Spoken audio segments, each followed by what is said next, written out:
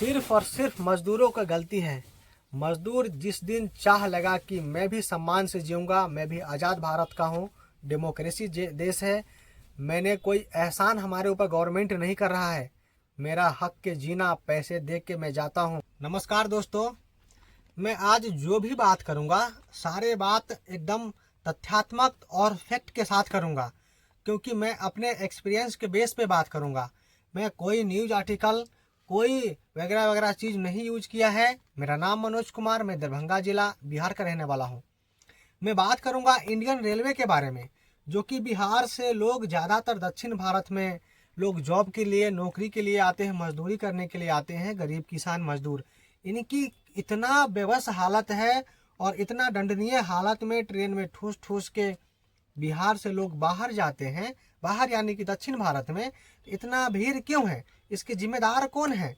Railway के मंत्री, भारतीय गवर्नमेंट या बिहार गवर्नमेंट? मैं इस विषय पे बात करूंगा, क्योंकि मैं 3 जून 2026 को इसी महीने मैंने ट्रेवल किया था दरभंगा से चिल्लापल्ली। चिल्लापल्ली एक्चुअली तेलंगाना में है, दरभंगा बिहार में है। मैंने 10 दिन मैंने ट्राई किया पहले, जो मेरा स्लीपर में या एसी में किसी भी तरीके से मेरा एक टिकट भी कम से कम निकल जाए तो मैं सही से ट्रेवल कर सकूं। मेरा नहीं निकला। मैंने आखिरकार 2-3 दोस्तों के लिया और जनरल में चले आया। मैं जनरल की हालत देखा, महिलाओं की, बच्चे की, वृद्ध की, एकदम बेकार हालत था। 40-45 डिग्री गर्मी था, उसमें महिलाओं पूरा गर्मी से लोटपोट था, किसी को चक्कर आ रहा था, कई लोग तो गिर गया वहां पे, और भीड़ इतना कि कोई जवाब ही नहीं है। इसकी जिम्मेदार कौन है? पिछले कल 13 तारीख यानी 2 दिन पहले, आज से 13 तारीख दरभंगा से मुंबई जाती है पवन एक्सप्रेस, उसमें भी इतना ठुसा हुआ है, इतना। मैं तो 1-2 ट्रेन के एग्जाम्पल दे रहा हूँ, बल्कि ज़्यादातर ट्रेन के यही हालत है। पिछले 10 सालों से मैं अपना एक्सपीरियंस बता रहा हूँ कि बिहार की रूट पे ऐसी ही हालत है, बल्कि जो कि ना तो अभी शादी सीजन है ना तो फेस्टिवल सीजन है। तो इस हालत को इतना सख्त किसने किया है? जो मजदूर भर भर के जाते हैं, और भारतीय गवर्नमेंट कोई तो फ्री में तो नहीं जाता है, कोई तो गवर्नमेंट एहसान तो नहीं कर रहा है, तो उसको सोचना चाहिए ना कम से कम। जो उनको प्रॉफिटेबल कंपनी है, इंडियन रेलवे है, वो तो फ्री में एहसान तो नहीं कर रहा है।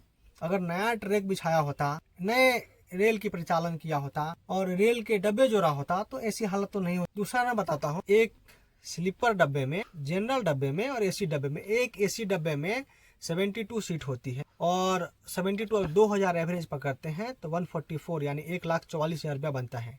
चलिए स्लीपर में आ जाते हैं। एक सीट पे 4 आदमी बैठता है, 800 रुपये किराया है, 8 चौक 32, ऑटोमेटिक बढ़ गया। अब देख सकते हो 2000 और 3200 यानी कि 150% बढ़ गया है। तो ऑटोमेटिक वहाँ पब्लिक ज्यादा है, सामान ज्यादा बिकेगा, रेवेन्यू ज्यादा है। एक सीट पे 6 आदमी, पब्लिक ज्यादा आएगा, सामान ज्यादा बिकेगा, इम्प्रूव होगा।